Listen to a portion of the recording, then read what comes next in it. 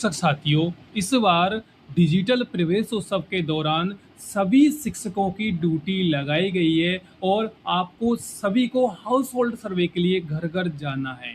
तो आपके सभी के मन में ये डाउट है कि हमें वर्क कैसे करना है, कौन-सी ऐप डाउनलोड करनी है? तो आपके मन का जो जो सवाल है, सबसे पहले मैं क्लियर कर देता हूँ कि जो हमारा शिक्षक ऐप है, सभी साथियों के पास होगा, उसे आपको लॉगिन कर लेना है और अन्य इसके अलावा कोई भी ऐप आपको अलग से डाउनलोड नहीं करना। तो जब शिक्षक ऐप आप डाउनलोड कर लेते हैं, एम पिन डाल के, आपकी आईडी डाल के, तो आप यहाँ देख पाएँगे आपके सामने इस प्रकार का सबसे पहले पेज ओपन होता है।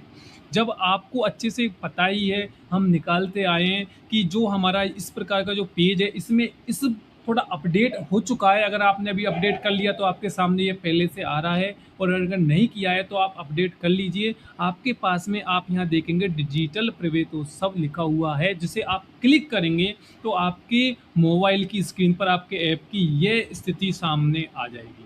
हमें कुछ भी नहीं करना है इसमें, करना क्या है, सबसे पहले आप नामांकन वाली स्थिति पर टच करेंगे। जब यहाँ पे क्लिक करेंगे तो आपके सामने क्या रहेगा कि जिन शिक्षकों ने पिछले साल जो सर्वे किया था, उसमें जो स्थितियाँ बताई थी कि कौन-सा बच्चा कम उम्र का है, वो आपके सामने सभी बच्चे आ जाएँगे। जैसे आपने यहाँ टच किया, तो आपके सामने इस प्रकार की जो नाम हैं, जो पिछली गत वर्ष डाले थे, वो आपको यहाँ पे देखने को इस प्रकार से मिल जाएँगे कि ये बच्चे इस लिस्ट में हैं।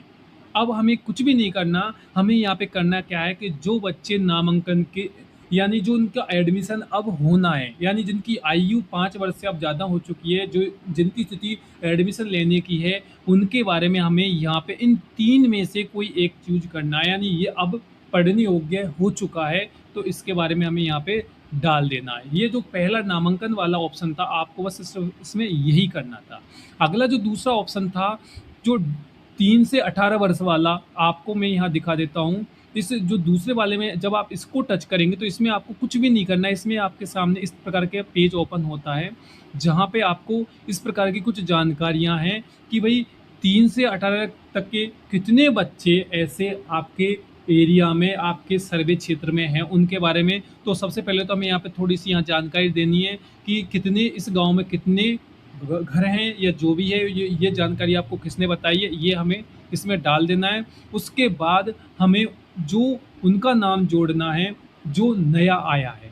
कोई गाँव में उस जो आपका क्षेत्र है जहाँ पे आप सर्वे कर रहे हो, उसमें अगर कोई नया व्यक्ति आया है तो उसका हमें नाम जोड़ देना है। और इसके अलावा आप यहाँ पे देखेंगे जो बच्चे वहाँ पे ऐसे हैं जिनकी स्थिति प्रवेश बच्चे का प्रवेश दिलाने की है, उनके बारे में आप यहाँ पे देख पाएँगे पूरी जानकारी है, नाम, पता, उनकी आईडी वगैरह जो भी डालनी है जानकारियाँ हैं, वो सारी आपको यहाँ डाल देनी है और उनके बारे में हमें जानकारियाँ दे देनी है।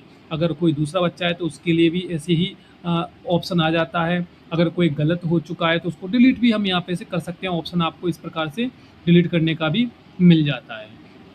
उसके बाद आप देखेंगे कि यहाँ पे क्या है, कुछ और भी स्थितियाँ ऐसी हैं कि भई कोई ऐसा बच्चा है जो 18 साल से अधिक का है, तो उसके बारे में अभी यहाँ पे कुछ नहीं करना, पर उससे पहले वाले में हमें इसमें पूरा अच्छे से जोड़ देना है, उसके बारे में पूरी जानकारी देनी है और हमें डाटा सिंक अभी नहीं करना है। देखिए यहाँ पे दे रखा है भई कि रिपोर्ट आप देख सकते हो, डाटा सिंक आप सबसे अंत में करोगे, क्योंकि अगर आपने एक बार उसको पूरा कर दिया है, उसके बाद उसमें कोई भी चेंजेज़ हम नहीं कर पाएँगे।